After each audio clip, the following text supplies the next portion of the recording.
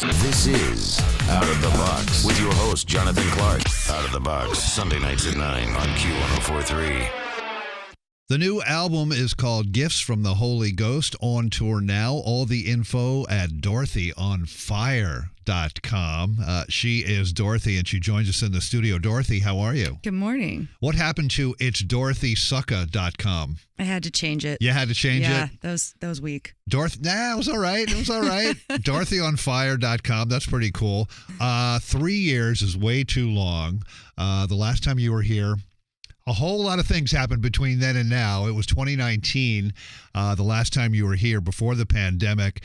And you were so nice and awesome. I'll never forget, a few days after we had our interview, you called me and thanked me for being, letting you be on my show or whatever. And it was like really, really nice of you to do that. I'll never forget, because nobody does that. They don't? No, nobody does wrong that. With them? Yeah, I know. We can't do it without you guys. Well, you've been really busy since then. An EP, I think, came out in 2021, right? Thrive in the Darkness, is that? That was a playlist that I put together, okay. on with Rock Nation on Spotify to get people warmed up for Gifts from the Holy Ghost. Yeah, sure. You're doing your own tour dates right now, playing festivals in between, also on the California Dreamin' Tour with some good friends of the show, Dirty Honey. Mm-hmm. That is some ambitious tour routing. Yes, it is. Solo shows, festivals, other dates with Dirty Honey. So you must have a very good agent, or maybe you don't have a very good agent, but it's all working out. Oh, Scott Sokol. Yeah, he keeps us busy. We're doing Louder Than Life in a few days in Kentucky. Nice. Yeah. I think it's in Kentucky. So how's it been going out on the road and being back out on the road after this disaster that we've been through for the last few years? It's been great. Fans are in tears, which makes me cry and messes up my makeup, but that's okay. They're so happy. Do you still get a rush out of people singing your songs back to you at a live show, singing and knowing the lyrics? No, I have my in-ears in, and actually they're off key, so it throws me off. Oh. So I try not to listen to them. It's still a compliment, It's though. awesome. No, I can see their mouths moving. That's great. Along with you, there's some pretty awesome DNA on this new album. Chris Lord-Alge producing. Now, he's legendary. And if he was producing my album, I think the first time I would go in the studio with him, I would not get any recording done. I would just want him to tell stories. That's what he does. Oh, he does that? He's got a plethora of amazing rock and roll history. I mean, he's good friends with Stevie Nicks. He's like the dad I always wanted. He's very cool. That is so cool. So you've been doing this for a while now. You must have some rock and roll war stories. I think you sort of got into it a little bit with me before we started the interview. Oh, boy.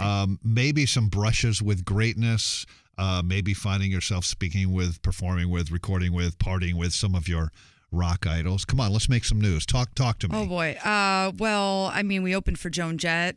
Whoa. That was great. I mean, I got to meet her, and she's one of my influences. Obviously, she's a strong woman. Yes. Who pioneered rock, and she's a old, punk rocker. So she has 0 F's to give.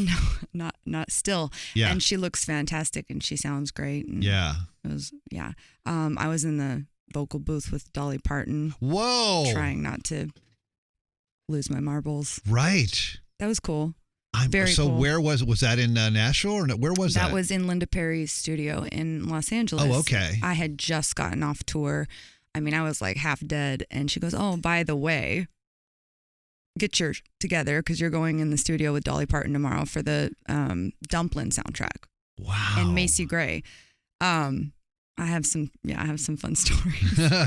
But one of them was you were telling me earlier that you had an interesting tour bus recently within the last few weeks. I thought we were gonna die. Blew a tire in the middle of the night on the freeway, and the bus just is lurching from side to side, and I screamed. This is like a scene out of Almost Famous. I mean, the plane. I mean, well, we didn't sleep for the first week of tour, so we got off to a pretty rough start, but adapt and overcome. I don't know. Right. And you could write a song about it maybe one day. Definitely. Yeah. Can't let that go to waste. Your band is great on this album, too, but I also saw a familiar name, too, being involved with this album, Trevor Lukather. That's some other good DNA, too, the son of Steve. I don't know what happened. There's so many talented people on this record. Yeah, Steve Lukather's son. Come on, don't say that. Trevor Lukather, he invited me to his wedding. I'm so excited. It's later this year. Oh, wow.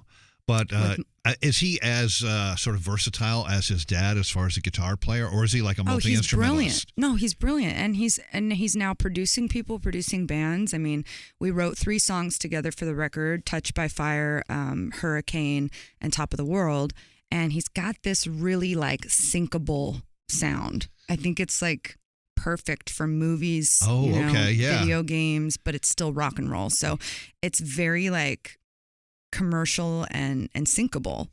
But I actually, I wrote all those lyrics from the heart, and they're very personal and they are real. So it was a lot of fun being in the studio with him. This album, you've said, was inspired by a pretty scary incident with someone that works for you or with you sort of on a daily basis, right? Not anymore. But yes, I had a very interesting experience on a tour bus when we were touring 28 Days in the Valley. It's so weird to still talk about it, but this really happened. Our guitar tech OD'd on heroin and died on our bus. Oh my and God. So Skylar, my photographer at the time, woke me up in the middle of the night, and she was like, "Hey, Brennan's not breathing." And so I go out in the front lounge, and we were in the middle of nowhere, pulled off a highway, and I looked at him, and he was definitely gone. I don't know how else to describe it. I was like, "Oh, that's a dead body," but I wasn't scared. I was just like, I don't know what to do other than pray for him. So we did, and it took paramedics a while to get to us, but they were able to revive him. Oh, okay. Yeah. How's he doing now? I don't know. I don't know if he's sober or still using, but what I witnessed was, I think, a miracle. Or a gift from the Holy Ghost. Yeah. Same thing, I would say. Dorothy is with us. The new album is Gifts from the Holy Ghost. All the info at dorothyonfire.com. I'm wondering, like, when you just want to, like, chill out and zone out, like, by yourself, is there just, like, a certain artist that you may put on, or maybe you don't even listen to music when you want to do that, but if you do, who is it? Bailey Zimmerman. Okay. 10th Street artist, country singer. He's amazing. Really? I love his new songs. Yeah. Up and coming. He's on the same management as me, and my boyfriend turned me on to him, and he's really good. Bailey Zimmerman. Everyone check it out. Did I say that right? Yeah. All right. I have to ask you this. You were born in Budapest, Hungary. We went into that a little bit the last time you were here. Yeah. Which does, I think, have a small border with Ukraine. Correct me if I'm wrong. I should know that, but I cannot. It does. I looked at a map. Okay. Do you speak to people over in Hungary? Do you still have family there? Or I do. Yeah, I have cousins. Have they told you what it's like with that going on, like pretty close by? I haven't had that discussion with them. I do check in with them from time to time, totally different time zones. Cousins, yeah. Yeah. A lot of my family's all like doctors and veterinarians. I don't know why I'm a musician. Well, you might make more money than them one day. Or maybe you are already. Speaking God of willing. which, what is your rock and roll indulgence? Have you like spent some money on something that like you really didn't need but you really wanted? I don't think you can go wrong with a good perfume. Okay. You got to smell good on tour. Right. Because you're doing meet and greets, and you do laundry few and far in between. If you're lucky, right? Yeah. So like a good perfume is, I think, a good way to spend money. I had Mike Campbell in here from Tom Petty and the Heartbreakers. He's got a new solo album called Mike Campbell and the Dirty Knobs. Everyone should go out and get it because it's awesome. Dirty Knobs, yeah. But I asked him the same question. He's like, dude, this is, I didn't, get into drugs. I didn't go buy Ferraris. I didn't do this. I didn't do that. But here's what I have in my house.